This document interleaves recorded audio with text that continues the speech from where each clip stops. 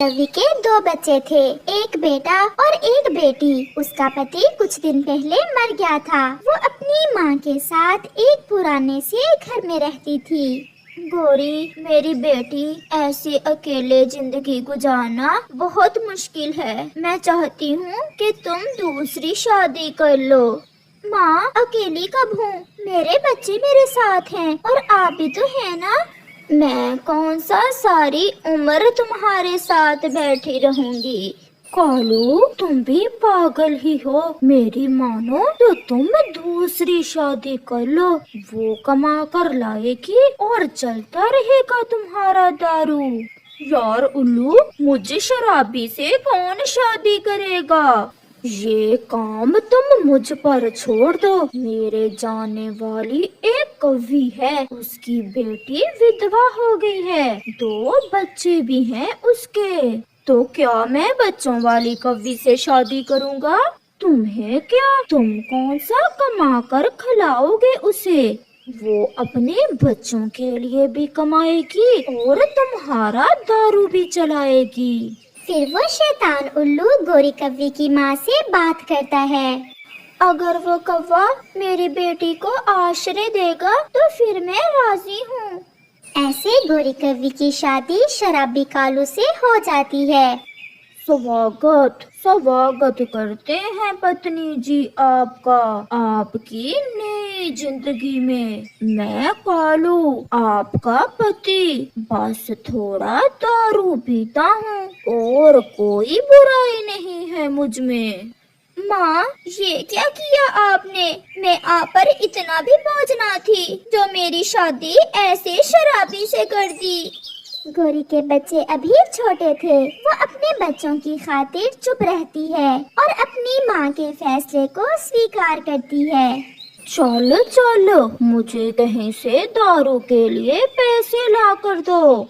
मेरे पास जो कुछ था वो मैंने तुम्हें दे दिया है। अब मैं कहाँ से लाऊं आपके लिए पैसे? ज्यादा जबान ना चलाओ। मैं अपने बच्चों का राशन पूरा करूं, तुम्हारा पेट भरूं या तुम्हारा दारू लाऊं?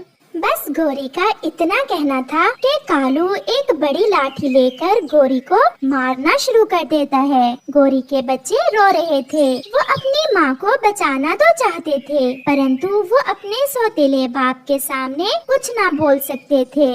चलो चलो, अपने इन बच्चों को भी साथ लेती जाओ और मेरे दारू के लिए कहीं से पैसे मांग कर लाओ।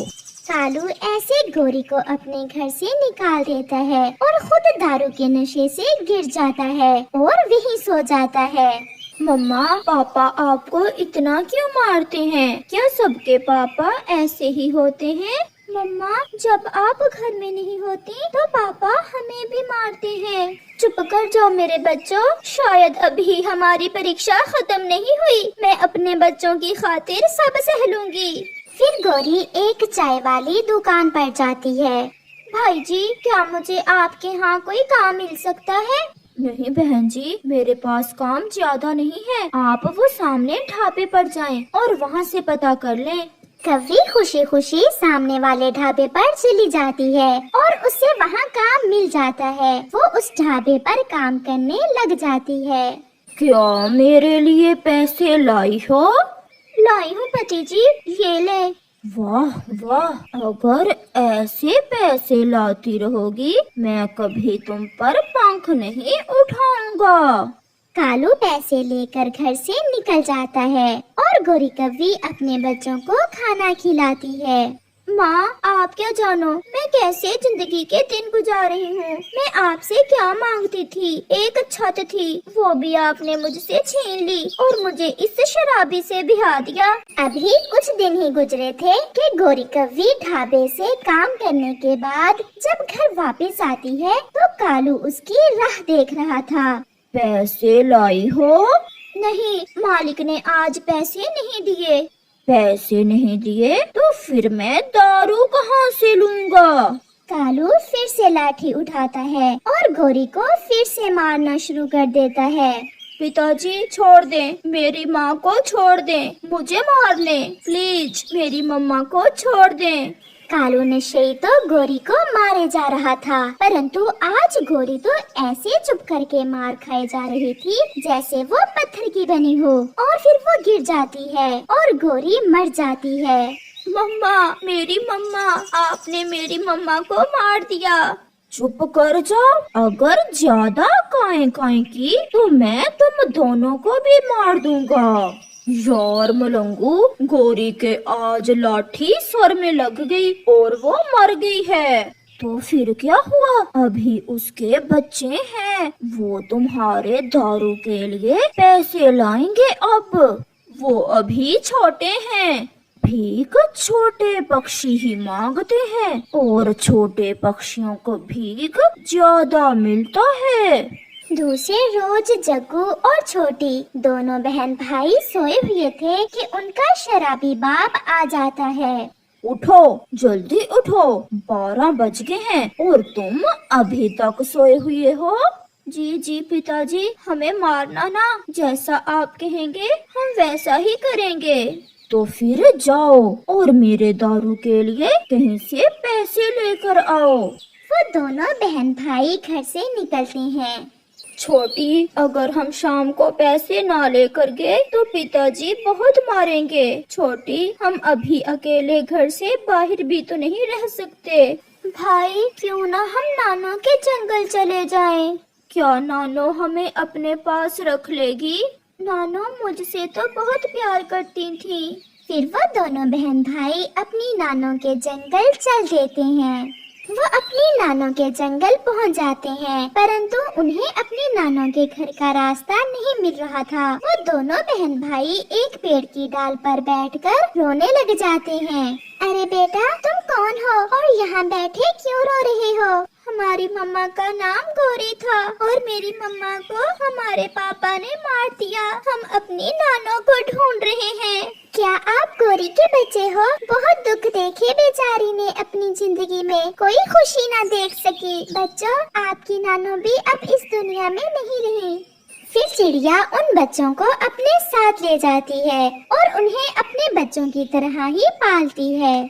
कालू कौवा शराब के नशे में एक पेड़ से टकराकर मर जाता है। जग्गू और छोटी को अब उनका घर मिल गया था और चिड़िया उन्हें सब कुछ देती है और वो सब दुख भूल जाते हैं। जंगल में बरसात शुरू थी। ऐसी बरसात में कोई पक्षी तो अपने घर में बैठा अपने परिवार के साथ बरसात का मजा ले रहा था और कोई पक्षी उस बरसात को लेकर बहुत परेशान था। ऐसे ही चिड़ियों का वो परिवार बहुत डरा हुआ बैठा था। चिड़ियों का वो परिवार उस बड़े पेड़ पर लंबे समय से रह रहा था। जब से उनके पास उनका एक छोटा सा बेटा आया था, तब से वो बहुत खुश थे। परंतु आज बारिश ने उन्हें कुछ ज्यादा ही परेशान किया हुआ था। कुक्कू के पापा, मेरा बच्चा अभी बहुत छोटा है। अब तो बरसात का पानी हमारे घोंसले में भी आने लगा है। अगर ऐसे ही चलता रहा तो मेरे बेटे को ठंड लग जाएगी। अब इस पेड़ के पत्ते भी बहुत थोड़े रह गए हैं। मैं कब से सोच रहा था कि किसी दूसरे पेड़ पर अपना पक्का लकड़ियों का घर बना लें, परंतु मैं ना कर सका। अब जैसे ही बरसात रुकेगी, हम सबसे पहले अपने घर का ही बंदोबस्त करेंगे। पहले तो हम अकेले थे, जैसे तैसे गुजारा हो जाता था। अब हमारा बेटा भी हमारे साथ है। मैं अपने बेटे को ऐसे बारिश में भीगता नहीं देख सकती। और फिर बादल जोर से गरजता है और साथ तेज हवा भी, जिससे पेड़ के पत्तों से पानी और भी टपकने लगता है। मैं घोंसले के ऊपर अपने पंख फैलाकर बैठता हूँ और बारिश के पानी को रोकने की कोशिश करता हूँ। ऐसा कहते हुए पापा चिड़िया अपने घोंसले से ऊपर वाली डाल पर अपने पंख फैलाकर बैठ जाता है। अभी मैं हूँ ना, मैं अपने बेटे को बरसात में भीगने नहीं दूंगा। पापा, ऐसे भी कभी बरसात का पानी रुका है? तो क्या पानी आ रहा है घोंसले में? हाँ, पानी पिघले से भी ज्यादा आ रहा है। अब तो मेरे कुक्कू आपके पंख भी भीगे हैं। तो फिर मुझे जाना होगा कहाँ? जहाँ ऐसी बारिश में मेरे पापा कभी जाया करते थे, पीपल के पेड़ के पत्ते लेने। बरसात बहुत तेज है और साथ हवा भी है। आप कैसे उड़ पाएंगे ऐसी तेज हवा में? मुझे उड़ना होगा, मुझे अपने बेटे की खातिर उड़ना होगा। मैं कैसे अपने बेटे को ऐसे भीगता देख सकता हूँ? जब तक मैं नहीं आता, आप मेरे कुकू को अपने पंखों में छुपाए रखना। और आप भी ध्यान से जाना, अगर हवा ज्यादा तेज हो जाए तो किसी पेड़ पर बैठ जाना। आप चिंतित ना हो, मैं कर लूँगा। और फिर ऐसे पापा चिड़िया अपने बेटे को बारिश के पानी से बचाने के लिए पीपल के पेड़ से पत्ते लेने चला जाता है। हवा से बारिश की बूंदें बहुत तेजी से पापा चिड़िया के पंखों से टकरा रही थी।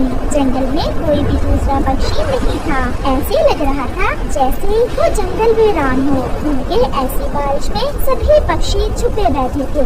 बारिश का शोर जंगल के सन्नाटे में ऐसा लग रहा था जैसे कोई मीठे संगीत गा रहा हो। पापा चिड़िया हवा से डरते आगे बढ़ रहा था कि एक तेज हवा के झोंके ने उसे एक दिशा में खींच लिया और पापा चिड़िया एक पेड़ से टकराकर गिर जाता है। पापा चिड़िया के सर पर पेड़ की डाल लगती है और पापा चिड़िया के सर से खून बहने लगता है। उस पेड़ पर बुलबुल का घर था। वो पापा चिड़िया से कहती है, ऐसी बारिश में आप कहाँ जा रहे हैं? जबकि आप जानते हो कि हम पक्षी ऐसी बारिश में नहीं उड़ सकते। मैं जानता हूँ कि उड़ना खतरनाक हो सकता है।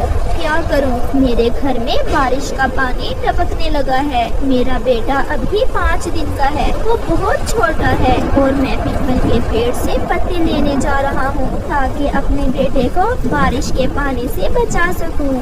आप ऐसा कर लेना, परंतु थोड़ी हवा कम हो लेने दें। अभी आप मेरे घर में थोड़ी देर रुक जाएं। आकर देखें, यहाँ बहुत सुकून है। बारिश का एक टकरा भी नहीं है मेरे घर में। बुलबुल, मुझे कैसे सुकून मिल सकता है जबकि मेरा बेटा बारिश में भीग रहा हो? मेरा बेटा ही तो मेरी जिंदगी है। मुझे उड़ना होगा, मुझे अपने बेटे की खातिर उड़ना होगा। वो फिर से उड़ता है और वो पहुंच जाता है। वो उस पेड़ के पास पहुंच जाता है जिस पेड़ को वो कई बरसों से जानता था। मैंने कितनी बार पक्षियों से कहा है कि बारिश शुरू होने से पहले पहले अपने घर सुरक्षित कर लिया करो। अब जरूर आप मेरे पत्ते लेने ही आए होंगे। हमारा घर इतना भी कमजोर ना था। आप देख रहे हैं कि बरसात कई दिनों से लगी हुई है और जिस पेड़ पर हमारा घर है उस पर पत्ते भी थोड़े कम हैं और मेरा बेटा अभी छोटा है। मेरे 2 पत्ते ऊपर और 2 पत्ते नीचे इस तरह से जोड़ना कि साथ मिल जाएं। दाएं और बाएं भी एक एक पत्ता लगा देना। ऐसे आपका बेटा बारिश के पानी से बच जाएगा। आपका बहुत बहुत धन्यवाद पेड़ जी। मैं अपने पापा को कई बार ऐसे करते देख चुका हूँ और मुझे पता है कि किस तरह हम पक्षी आपके पत्तों का इस्तेमाल करते हैं। वो पेड़ भी अब बूढ़ा हो चुका था और वो पेड़ जो भी पक्षी उसके पत्ते लेने आता उससे 2-4 बातें करके खुश हो जाता। अब मैं आपके पत्ते लेकर जाऊं पेड़ जी? मेरी पत्नी बहुत परेशान होगी। जाओ और जैसे मैंने कहा ऐसे ही लगाना मेरे पत्तों को। फिर पापा चिड़िया पीपल के पेड़ से कुछ पत्ते लेकर वापस आ जाता है। वो बहुत तेज उड़ रहा था। वो बहुत खुश था। उसे खुशी इस बात की थी कि वो अपने बेटे को अब बारिश के पानी से बचा सकेगा। आगे आप, और ये आपके सर पर चोट कैसे आई है? मैं सब बताता हूँ, पहले मुझे इन पत्तों को लगा लेने दें। फिर पापा चिड़िया उन पीपल के पत्तों को ऐसे ही लगाता है जैसे उस पीपल के पेड़ ने पापा चिड़िया को बताया था। मैंने ये काम अपने पिताजी से सीख रखा है। आप भी देख लो कुकू की मम्मा, मैं हमेशा आपके साथ नहीं रहूँगा। ऐसे ना कहे कुकू के पापा, आपके बिना हम कैसे जी सकते हैं? आप हमें सुरक्षा देते हैं, भोजन देते हैं, सच पूछे तो आप हमें जिंदगी देते हैं।